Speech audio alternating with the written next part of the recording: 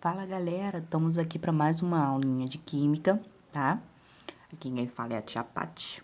E hoje nós vamos falar sobre eletrosfera, né? Que é para a gente estudar como é que é o comportamento dos elétrons em torno do núcleo do átomo. A eletrosfera, os elétrons estão distribuídos em camadas ao redor do núcleo e admite-se a existência de 7 camadas eletrônicas designadas pelas letras maiúsculas K, L, M, N, O, P e Q.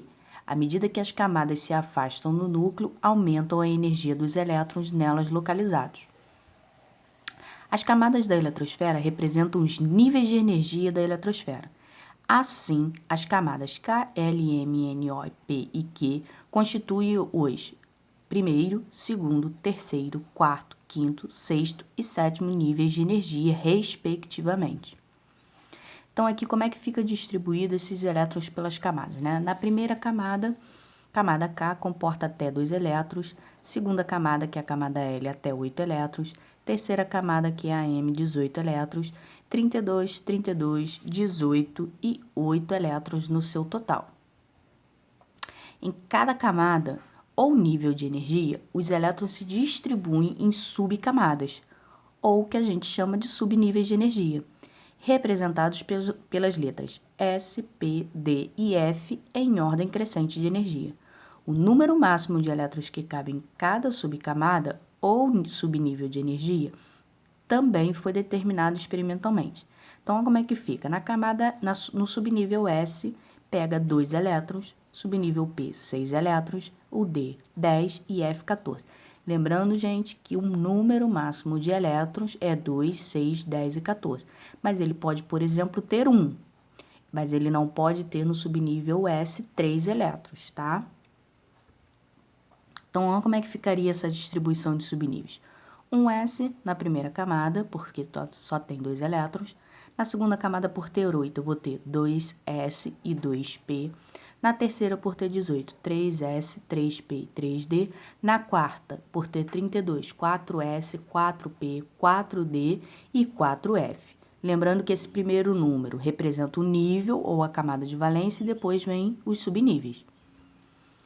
O diagrama de Pauling. Linus Carl Pauling, químico americano, elaborou um dispositivo prático que permite colocar todos os subníveis de energia conhecidos em ordem crescente de energia. E é o processo das diagonais, denominado diagrama de Pauling, representados a seguir.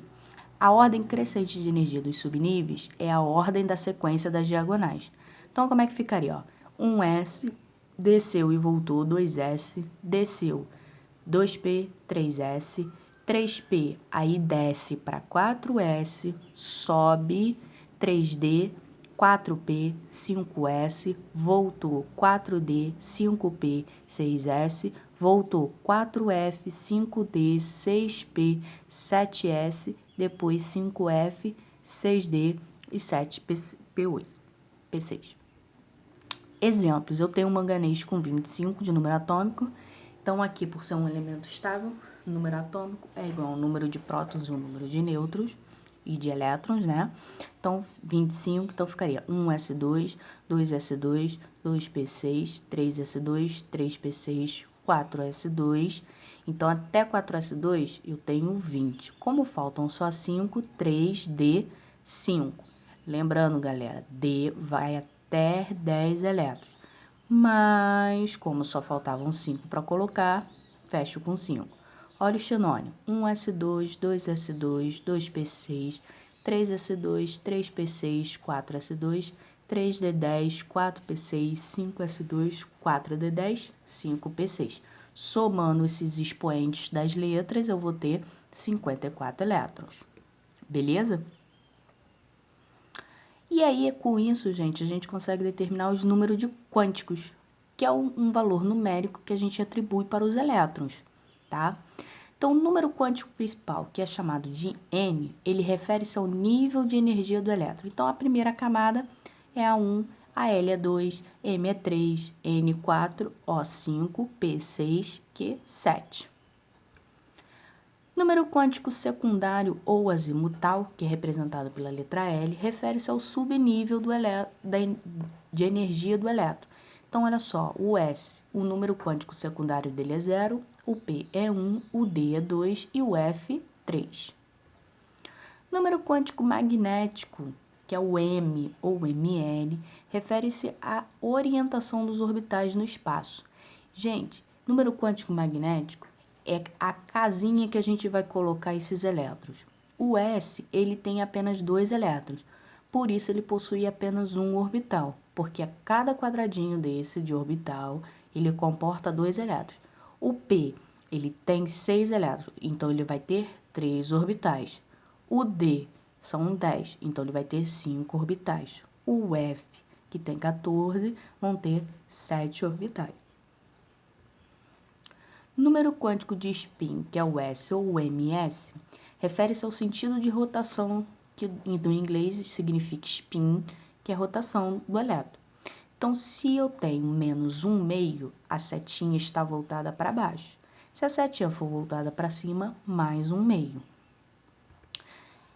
Elétron de valência versus elétron diferenciador. O elétron de valência é aquele que corresponde à última camada dos elétrons de um átomo. Então, olha só, quando eu faço a distribuição aqui, ó, 1s2, 2s2, a última camada que eu escrevi, o último elétron que eu escrevi foi lá no 4d10. Então, esse é meu elétron de valência, beleza? É o último a ser escrito. Elétron diferenciador é o último elétron a entrar no subnível mais energético. Ó, voltando no mesmo exemplo, 4d10 é o elétron de valência, foi o último que a gente colocou. Mas o nosso elétron diferenciador, que é o último elétron da última camada do último subnível, tá lá, ó, 5s2. Então, como é que ficaria determinar o número quântico numa distribuição? Ó, eu quero essa distribuição aqui. Eu vou pegar o número quântico de 3D9. O 3 é o número quântico principal, então meu N é 3. O D vai servir para tirar o número quântico secundário. Como é o D, o número quântico dele é 2. Número quântico magnético, eu vou pegar esses 9 elétrons e vou posicionar no orbital, nos 5 orbitais do subnível D. Pela regra de Hughes, primeiro eu posiciono todas as setas voltadas para cima, depois eu posiciono a seta voltada para baixo. Então, aqui quando eu fosse distribuir, eu colocaria, ó, 1, 2, 3, 4, 5, desceu, 6, 7, 8, 9. Meu último elétron está aqui, ó.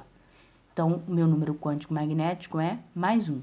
Setinha voltada para baixo e spin menos 1/2. Valeu então, galerinha? Então, essa foi a nossa aula sobre eletrosfera e números quânticos. Bons estudos e fiquem com Deus.